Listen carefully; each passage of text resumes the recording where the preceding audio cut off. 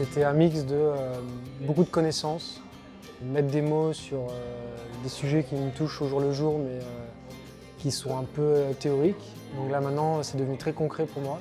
C'est de la pratique, on a mis en application ce qu'on entend, on a eu l'occasion de pratiquer physiquement, faire un peu plus de pratique mentale, donc c'était assez divers et c'était également assez pragmatique. J'ai vraiment appris des choses que je peux tout de suite projeter dans mon quotidien et qui sont faciles à appréhender même quand on n'a pas je pense, de background spécifique sur ce sujet-là.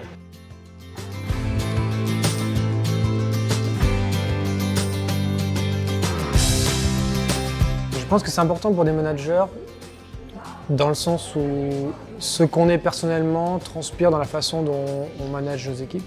Je pense que c'est très important d'être soi-même équilibré et bien dans sa peau et reposé, disponible lorsqu'on arrive au travail, parce que c'est aussi comme ça qu'on va emmener nos équipes, créer de la motivation, créer un cadre de travail positif.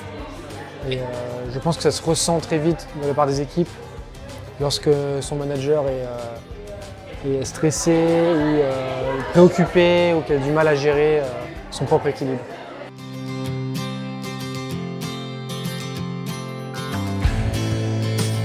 Je dirais qu'il faut déjà ne pas partir avec des a priori sur ce que ça veut dire l'équipe vie pro, vie perso.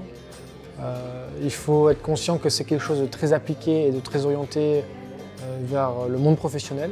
Je dirais que c'est un signe de modernité, je pense, aujourd'hui, de s'intéresser à ce sujet-là et que ça va être le sens de l'histoire de plus en plus dans les prochaines années.